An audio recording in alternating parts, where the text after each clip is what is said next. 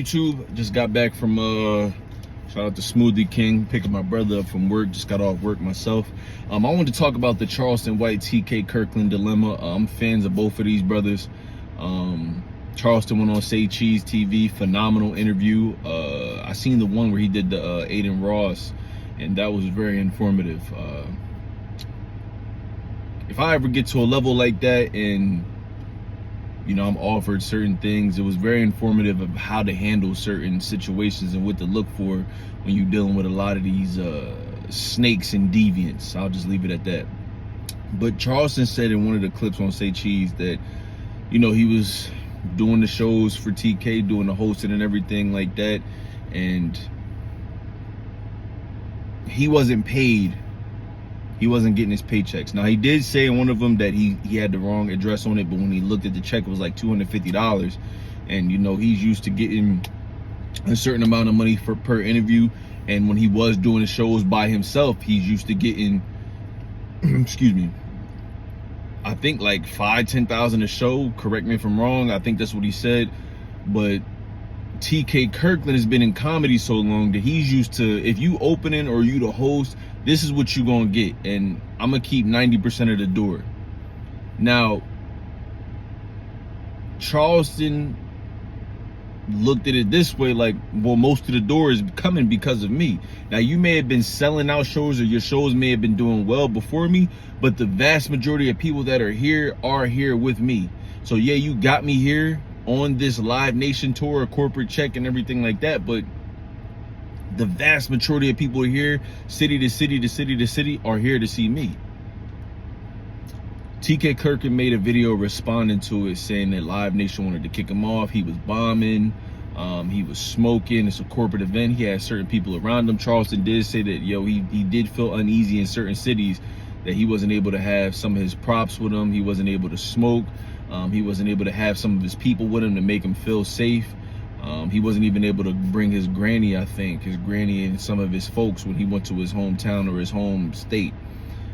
So it's a lot of things on each and every side. And he did say in the Say Cheese interview that as a man, he asked TK, like, well, if they not paying me this, then maybe you should, I'm paraphrasing, but, maybe you should be the one to, you put me on. You told me it was like this. Maybe you should be the one to give me what I believe I'm owed and what you think I'm owed as well too, since you keep saying I'm doing good and yada yada yada.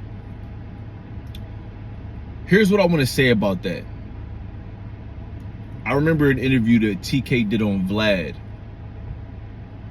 about Jay Prince's son not getting paid from Birdman, and he said, as a player, as a boss, if I was Drake, because Jay Prince got put on by Drake and all the success Drake has had and him not being paid by Birdman, he said, if I were Drake, I would just give him the money out of my pocket, because that's just how real men, that's how G's move. TK said that in an interview with Vlad. All you gotta do is go to TK interview and type up, I think, Jay Prince and Birdman. He said that in the clip, not word for word how I said it, but he said something along those lines. Y'all can look that up.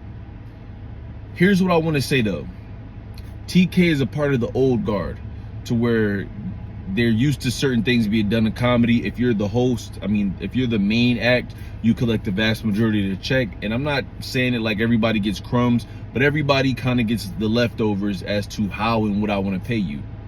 Charleston White is part of the newer wave, to where if you build it, they will come. He built that social media audience that's generating all these views and everything like that. Any interview that you see Charleston White in, none of them have under 100,000 views, and that's just the small lower tier ones. None of them. There's clips that barely have under 100,000 views with Charleston White.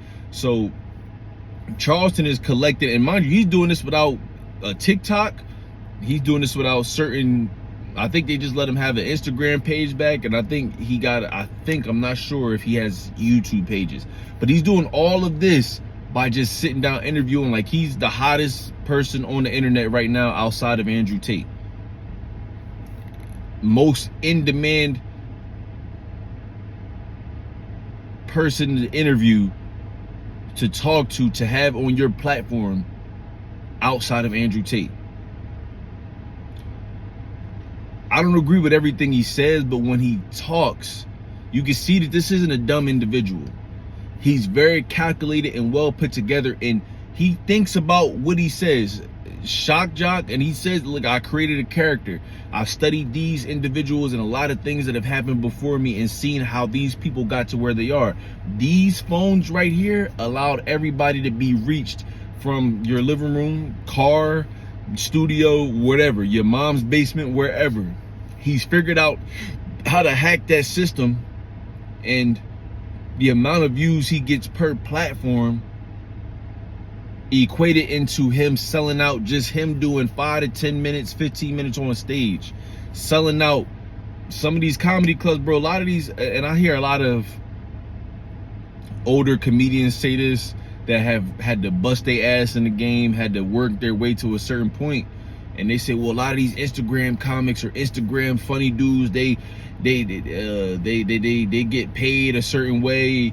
And when I had to build it, and then it makes the game look a certain way, it makes the game look bad when they ain't as funny as me. It's like, yeah, they may not be as funny as you on stand-up, but you better bet your fucking bottom dollar that if they say that they're coming to that said city and they gonna be in a certain club doing X, Y, and Z, that shit's about to sell out.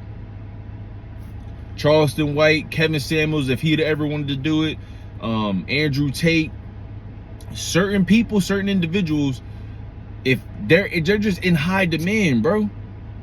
They build this audience, this collective audience on all their social platforms, and wherever it go, it's just a wildfire. Bro, like, think about it. People can take clips, views, certain topics, points of Charleston's interviews, and there's channels being built off of what this man is saying, and they're doing well. I'm not saying that TK should have paid him what he wanted. I'm saying TK should have did a better job at looking at what is this, what is he really worth? Like, what is this dude really bringing in? Maybe I'm not seeing something a certain type of way. And vice versa. Maybe Charleston should have had some lawyers there to really break down and bust down that opportunity to say, listen, look, ain't no way in hell he taking home no damn $250 per show when shit, maybe 50% of the audience, maybe 40% of the audience is here just to see him. That's a lot of people. That's a lot of people that y'all getting that I ain't able to see. I'd be damned if I take home $250, sorry, when everybody else is shit. You live in lavish off my name. And this is how you planned on using me. I remember Faison Love was on Vlad talking about Country Wayne. Like, he ain't making as much money. That's bullshit. He ain't making as much money. He ain't making it. And Vlad was like, he wasn't trying to be too argumentative with him, but he just like, listen, I believe it, because Vlad is making a lot of money on YouTube, on Instagram, Facebook, and YouTube. Desi Banks, Country Wayne, it's hard not to see him. They'll just pop up on your algorithm even if you're not looking for them, bro. So to say that he's not making that, I think what it is maybe you're not with the times. He don't have to be in any movies to do that, bro. Enough people save, share your video, like your video, interact, comment and shit on the video, put their video up in a story or put their video up on their wall. You gonna get paid, bro. Enough people do that shit. I wouldn't doubt you making a whole bunch of millions doing that, bro. So I want y'all to learn, bro. It's game that you could take from both sides, but cause you know, look, I got some old videos on here that do the open mics, and I got some advice that says, look, why don't you start building your own platform? Sure, you want to get better at comedy, so when people eventually do start coming, that you have something to offer. But this digital world is changing the game for everybody. There's lawyers, doctors, policemen, feds, people that's chefs that probably couldn't get in a main restaurant, but they just cooking online and they getting a bag, bro.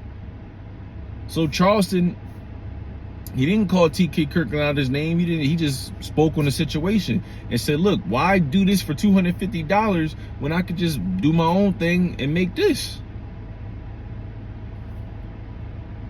Do your own thing and be able to make those moves from a position of power, from a position of strength. That don't mean that you got to be the main one in charge. That means just look, all right, cool. You can little bro me. You can, I'll be the student. You be the teacher, but don't hold me, bro. Don't try to downplay what I'm doing. Don't try to say that, oh, that's just social media. The fuck it is.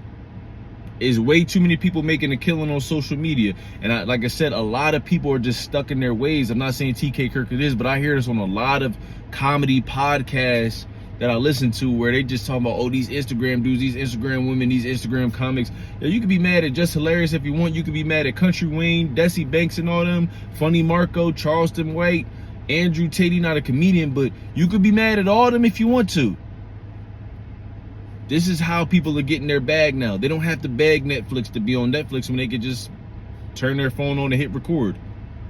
On whatever platform, YouTube, Instagram, TikTok, Facebook, they don't have to beg Netflix on it. Why get a Netflix bag when I could create it myself, build my audience, and then maintain my audience and then give them better value each and every video after that? They'll make me richer than Netflix can ever make me. That's just what I learned from that video, man. I still salute both of them brothers. It's unfortunate that they wasn't able to really bust down on the bag together, but that's just how the cookie crumbles sometimes, guys. I'm out.